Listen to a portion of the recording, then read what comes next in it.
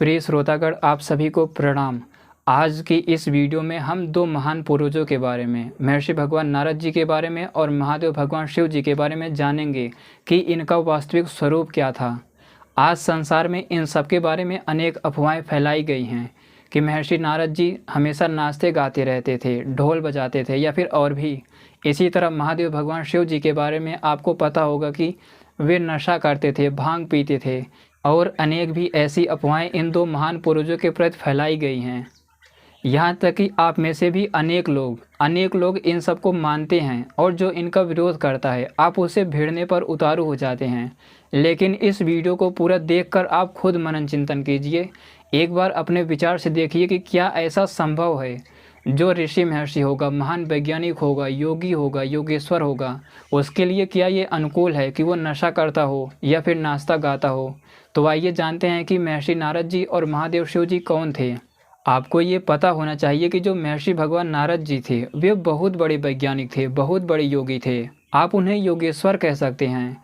पूरे सृष्टि को तत्वतः जानते थे वे नाचते गाते नहीं थे। आज के नाचने गाने वाले क्या विज्ञान जानते हैं या फिर किसी वैज्ञानिक को आपने नाचते गाते देखा है? वे ऋषि महर्षि लोग आज के वैज्ञानिकों से भी बहुत बड़े थे। उन्होंने सब कुछ खोज दिया था, पूरे सृष्टि को वे जानते थे।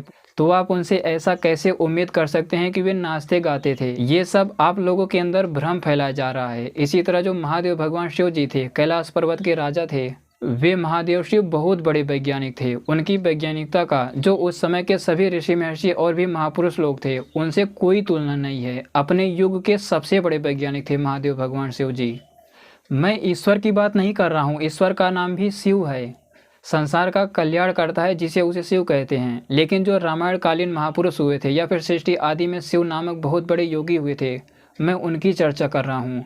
जो सृष्टि के आदि में शिव जी थे उनकी उपाधियाँ ही चल गई थी। तो रामायण काल में जो उनकी उपाधि के शिव थे उनका नाम भी शिव ही था।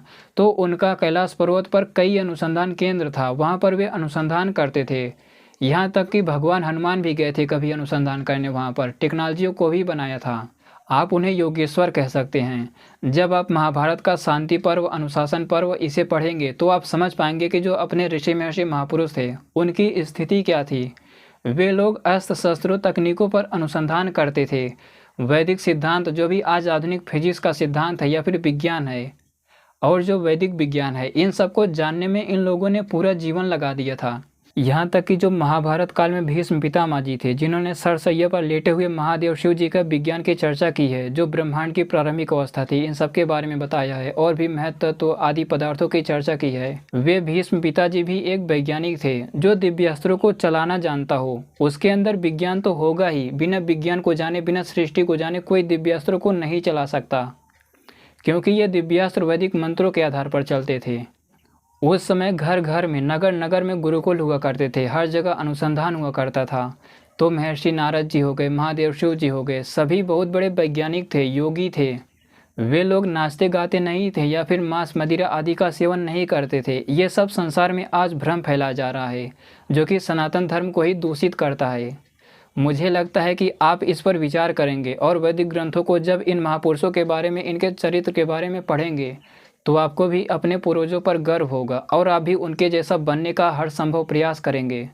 तो यही था आज का वीडियो। अब इस चैनल पर नियमित वीडियो को अपलोड किया जाएगा।